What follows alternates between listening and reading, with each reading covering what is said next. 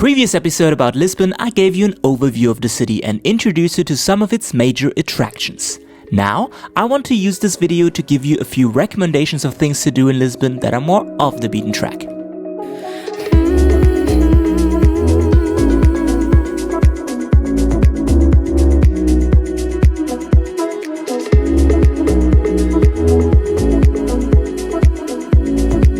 First things first, we go for some breakfast in a neat little cafe in the old town before we explore.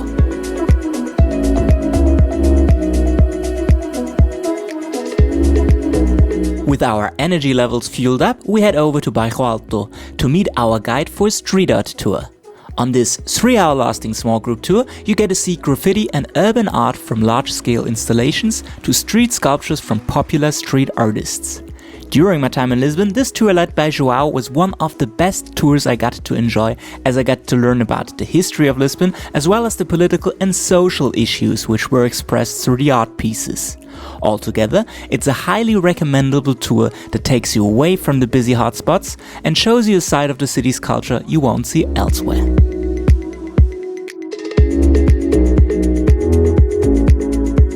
Besides exploring the streets and sides of Lisbon, I totally fell in love with the signature pastry called pastel de nata. After having way too many pastéis, I wanted to learn how to make them and signed myself up for a workshop at an awarded family-run bakery in downtown Lisbon with the owner himself. Hello, my name is João. We are about to go to the bakery, make some pastel de nata, have some fun. Fold it this way. I know it looks a lot of margarine, but here in Portugal, our nutritional size, if you are on a diet and if you have a shit day, have pastel de nata.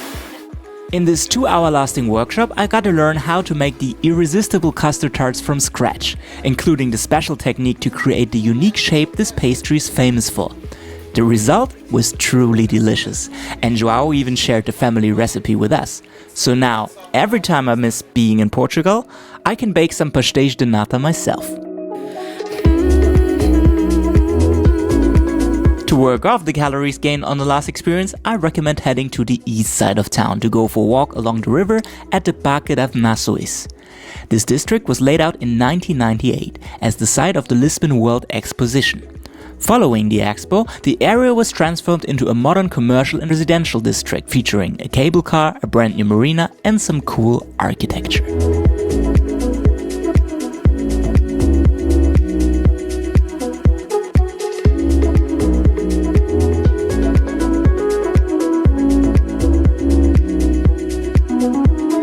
For sunset, I recommend booking a cruise along the Tagus River instead of visiting the busy viewpoints in the old town.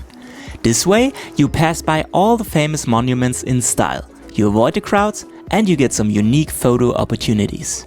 There are numerous options to choose from. I went with the traditional sailing boat and got to share the experience with an old friend some of you might remember. We met back in 2012 on a tour through Bolivia's salt flats. Just another day at the office, huh?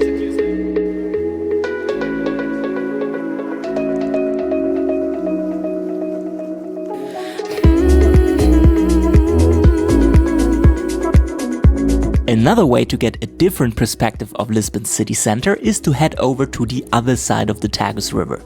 The Sanctuary of Christ the King is a great place to do so. This monument was inspired by the Christ the Redeemer statue of Rio de Janeiro and is located on an isolated clifftop above the sea overlooking the Tagus River left bank. If you want, you can visit the viewing platform at the top of the monument and enjoy a spectacular panorama.